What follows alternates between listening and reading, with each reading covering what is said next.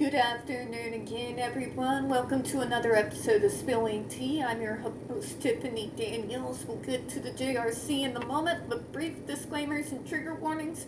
We're going to shoot through it because we really did just get so interrupted yesterday. If you're unfamiliar with the Stop the Stocks campaign or the campaign against the troubled teen industry, pertinent links are going to be right there in the description box for you, along with their labels. So if you want to deep dive on the JRC on your own time, you're welcome to do so. Trigger warning, this channel is marked not for kids for a reason. We do use profanity, and we do also speak on places like the Judge Rothberg Educational Center or Agape Boarding School for Boys. In which case, when we do, you're going to hear vivid descriptions of and catch clips of surveillance footage of people with mental health issues and disabled people being tortured and abused. If you got young children present, please make sure to know that parental supervision is very much advised. Now, more than likely, throughout the entirety of this video, you're going to see me stimming. Like here, spinning in my chair. Because my routine was thrown to the wind yesterday in a very quite literal manner. And we managed to lose another tree in another storm.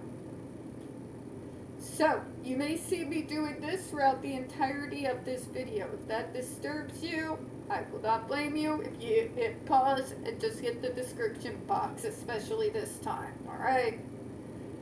Sorry, can't help it. I'm going to be a space cadet till tomorrow. It is what it is. Alright. Where we left off, we are going again over the testimony in support of going after the 1987 consent decree and get that removed so that the JRC can't continue to use it as a bludgeon to allow them to torture another generation of disabled kids. Let's go where we left off. Third, the FDA found that there are effective, less restrictive alternatives to electric shock, resulting in durable long-term benefits, including the reduction or elimination of challenging behaviors. We've gone over the percentages in regards to what the real data says in regards to overall success and the longevity of that success. Because unlike the JRC, the rest of the medical model has certain guidelines they have to adhere to when they actually do a clinical study. You know?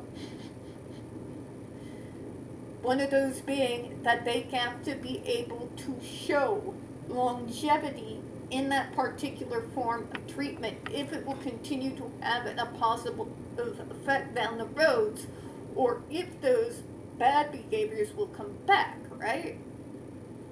Yeah. Which is what the JRC study does not have in any way, shape, form, or capacity. You know? We're just saying. This saying is all. Let me go ahead and continue here. The FDA identified a substantial body of peer-reviewed literature and empirical research showing that the positive behavioral supports, as well as other evidence-based treatments and therapies. Underline that in your heads, folks. Underline it multiple times and capitalize every single letter. Evidence-based treatments and therapies can reduce and eliminate harmful behaviors through environmental modification and teaching adaptive replacement behaviors. And before you say, JRC, that, but we tried that, no you didn't. You tried a bastardized version of it known as the sticking carrot method. You know, what the majority of us, you know, up to Gen X were raised on. Ask us how well that curbed our reckless and dangerous behaviors. Oh wait, it didn't? You mean that we were the generation that created the insane type of sports called the exports? Or extreme sports? I mean, we're the generation that would take videotapes of ourselves literally climbing up on the top of our roofs of our houses and jumping off, jumping concrete ditches without wearing helmets, arm, shoulder, or leg pads, riding around on dirt bikes with no protection, or our regular bikes with no protection. That generation? You think corporal punishment did anything to curb those behaviors? Because there's a whole lot of home videos all over the world done on original VHS video recorders that beg to differ, and at least about 10 to 15 of them I can dig up from my parents' house. Just for my own family. I'm included in the one where, without any protection, driving dirt bike, and I took a very wrong turn and hit the brakes wrong, and I managed to take the little Yamaha halfway up the side of the house and come straight back down. Very obviously, it did nothing to modify our behavior, nor did it have any real longevitive types of keeping us not doing reckless stuff. Okay?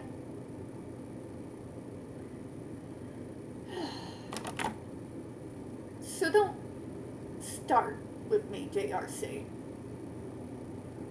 Stick and carrot routine of if you do what we want, you get a pizza party. If you don't, we're going to use this electric skin shock that is literally just below the power limit that is considered lethal to the human person, and then tell me how that's the only way.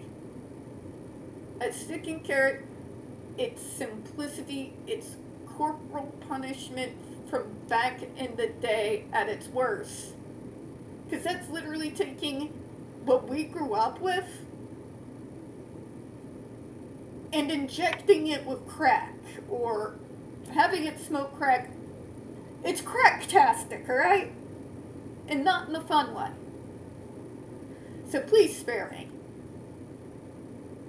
For the love of God, because that is not what they are referring to when we are talking about alternative programs that work through environmental techniques, adaptive replacement behaviors, and teaching coping mechanisms and built-in self-coping tools. Okay? God. As noted in the FDA's 2016 proposed rule, scientific advances have yielded new insights into the organic causes and external environmental triggers of self-injurious behavior and aggressive behaviors, allowing the field to move beyond the intrusive punishment techniques as aversive conditioning with ESDs. This evolution in treatment is now well established. It has literally been around now as we know it for at least a good 30 years, give or take. Surveys show the applied behavior analysis field as a whole moved away from intrusive physical aversive conditioning techniques, although not the psychological mindfuckery, which is its own topic, which hopefully someday we'll be able to break down. But right now, we're already juggling way too many series on this channel, and it's literally just me and my mascot, the cat over there. Such as ESDs 2 decades ago. One FDA panel expert described this shift by saying, the statements of professional programs and the fact of wholesale abandonment of aversive electrical shock therapy professional programs by the peers in this field show that it is unreasonable to conclude that these devices are a part of standard of care for this class of patients. Exactly. And JRC, before you start your shit, no. You want to know what standard of care means? Standard of care means it is a form of care that has been accepted and is practiced regularly within the medical model. Okay? Which means it's an acceptable form of treatment that nearly everybody in the field uses. So, if you are using a medical device that nobody else is using a form of physical punishment in regards to behaviors that are not controlled by us, instead of helping us dive into what's triggering those behaviors, like the rest of the medical model does, at least to some extent, although God knows ABA is its own horror shit show. It means what you're doing is not standard of care. If it's not being utilized regularly by the rest of the medical model, it means you do not meet standard of care. It is self-explanatory. Just say. Alright, we're gonna cut it short, folks, because there's a few chores I gotta get caught up on now that I missed yesterday, because the wind apocalypse of 2025. So we're gonna go ahead and close out here real quick. We don't get very many views on this channel. The few we do get do tend to get removed from time to time. So folks, if you could, please don't forget to hit the like button, hit subscribe, and as always, folks, please don't forget to hit the comments. I do appreciate your time, and as always, we here at Spilling Tea hope you have a good one. Now, apparently, we are still at risk of storms until midnight tonight, so pray for my power, alright? Bye-bye, everyone.